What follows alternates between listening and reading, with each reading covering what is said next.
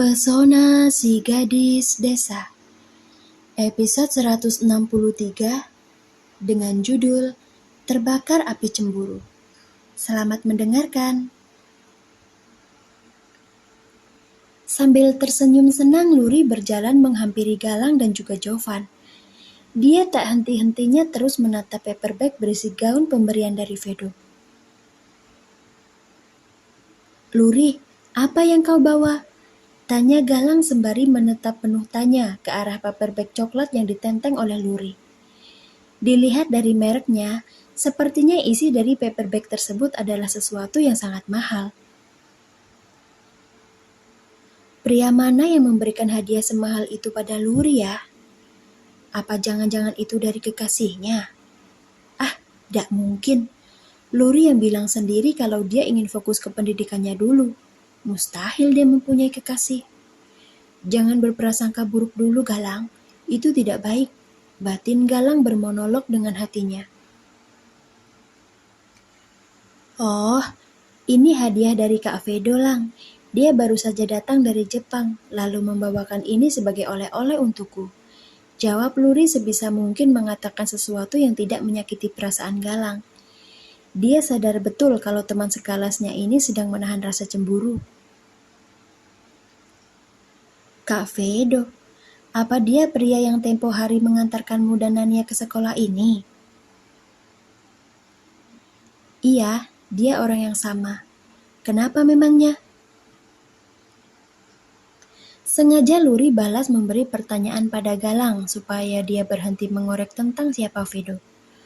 Bukannya apa, Luri khawatir kalau perasaan Galang akan semakin tersakiti jika tahu kalau Vedo adalah seseorang yang sedang dia perjuangkan. Luri tidak bermaksud menggantungkan perasaan Galang dengan tidak memberitahukan tentang hal ini. Namun, meski sedari awal Luri sudah menolak tegas pernyataan cinta dari Galang, tapi anak ini masih tetap kekeh mendekatinya. Sebenarnya Luri bisa saja langsung meminta Galang agar tidak lagi menaruh perasaan lebih terhadapnya, tapi tidak bisa Luri lakukan karena dia tidak mau hubungannya dengan Galang berubah menjadi musuh. Biarlah seperti ini saja, yang terpenting Luri tidak membuka harapan palsu untuknya. Tidak kenapa-napa kok, aku hanya iseng bertanya saja tadi, sahut Galang berkilah. Dari kejauhan, Jovan yang melihat Nania tengah bergosip dengan teman-temannya memutuskan untuk memanggilnya kemari. Dia sudah tidak tahan berada dalam situasi canggung akibat Galang yang merasa cemburu setelah tahu kalau Luri mendapat hadiah mahal dari seorang pria bernama Vedo.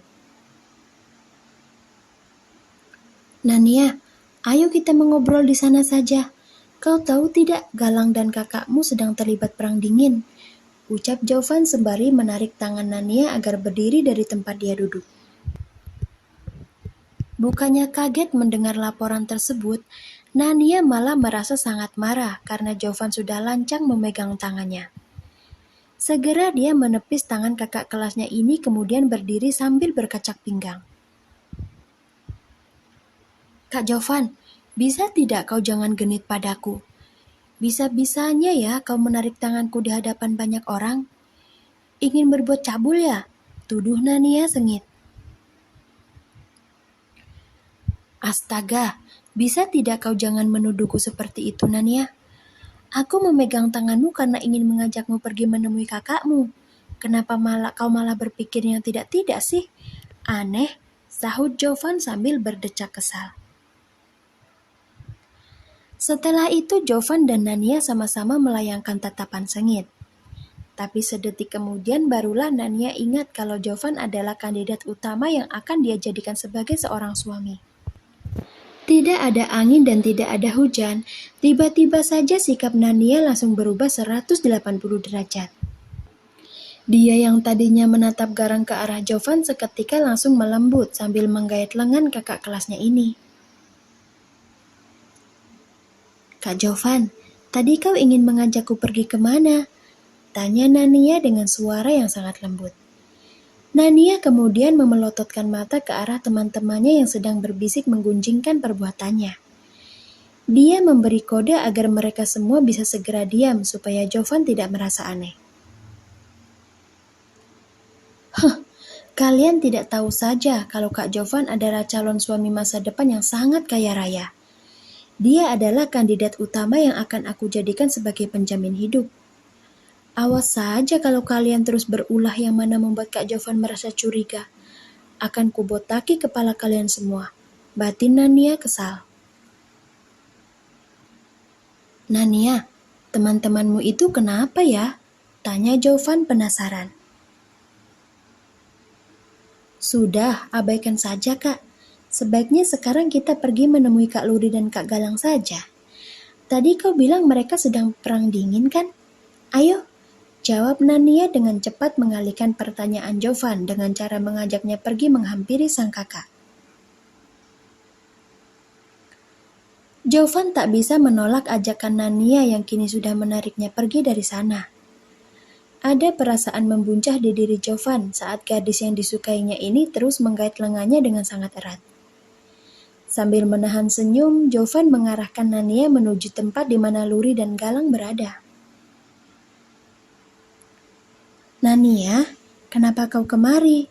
Apa kau tidak bermain dengan teman-temanmu? Tanya Luri begitu melihat kemunculan adiknya yang datang bersama Jovan. Keningnya mengerut melihat tangan Nania yang sedang bergelayut di lengan temannya ini.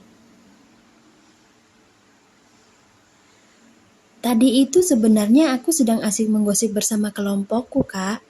Akan tetapi tiba-tiba Kak Jovan datang kemudian memberitahu kalau kakak dan Kak Galang sedang terlibat perang dingin. Jadi ya sudah, aku ikut saja kemari. Jawab Nania kemudian melirik ke arah paper bag coklat yang tergeletak di samping tempat duduk kakaknya. Kak Luri, itu apa?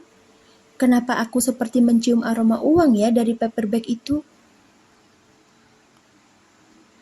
Oh, ini hadiah dari Kak Vedo Nania. Dia baru saja datang kemari untuk menemui kakak. Jawab Luri jujur. Jadi Kak Vedo sudah datang ya? Nania langsung melepaskan pegangan tangannya dari lengan Jovan, kemudian mendudukkan diri di samping sang kakak. Setelah itu Nania melihat-lihat apakah ada paper bag lain yang diperuntukkan untuknya atau tidak. Tapi setelah beberapa saat mencari, Nania tidak menemukan apapun selain hanya paper bag coklat milik kakaknya. Nania, kau sedang mencari apa? Tanya Luri bingung. Cih, tidak kusangka ternyata Kak Vedo adalah orang yang sangat pelit. Bisa-bisanya ya dia hanya membawakan hadiah untuk kakak saja. Apa Kak Vedo sama sekali tidak memiliki inisiatif untuk membayar kerja kerasku selama ini? Jahat sekali, jawab Nania bersungut-sungut karena tidak mendapat hadiah. Wajahnya langsung berubah masam, semasam jeruk nipis. Galang hanya diam mendengarkan percakapan antara Luri dengan Nania. Dia kini semakin tahu kalau pria yang bernama Vedo memiliki hubungan dekat dengan kedua gadis desa ini. Buktinya sekarang Nania memprotes tindakan Vedo yang hanya membawakan hadiah untuk Luri saja, tidak untuknya. Sadar kalau suasana hatinya semakin memburuk, Galang memutuskan untuk pergi saja dari sana. Galang tidak mau Luri sampai menyadari kalau sekarang dia sedang sangat cemburu terhadap pria yang sudah memberinya hadiah. Aku pergi ke toilet dulu ya. Tiba-tiba perutku terasa tidak nyaman. Ucap Galang sebelum akhirnya pergi meninggalkan teman-temannya dengan langkah lebar. Jovan, Nania, dan juga Luri hanya diam saja melihat kepergian Galang. Mereka bertiga tentu tahu alasan kenapa anak itu sampai pergi dari sana. Jika Jovan dan Luri memilih untuk diam tak membahas tentang kecemburuan di diri Galang, lain halnya dengan Nania. Begitulah jika orang sedang terbakar api cemburu, toilet pasti akan menjadi satu-satunya alasan untuk menutupi perasaan itu. Benar kan Kak Luri? Tanya Nania dengan santainya. Seketika dia lupa dengan kekesalannya terhadap Vedo yang tidak memberinya hadiah. Dari mana kau tahu kalau Galang sedang cemburu, Nania? Sahut Jovan sambil menggigit bibir bawahnya. Untung saja Galang sudah tidak ada di sini. Jika ada, maka temannya itu pasti akan merasa sangat malu gara-gara mendengar perkataan frontal yang keluar dari mulut gadis beracun ini. Tentu saja aku tahu lah Kak Jovan. Kan kau sendiri yang bilang kalau Kak Luri dan Kak Galang sedang terlibat perang dingin. Dan aku yakin penyebab Kak Galang merasa cemburu adalah karena Kak Vedo yang datang membawakan hadiah itu. Benar kan? Jovan dan Luri saling melempar pandangan begitu Nania selesai bicara.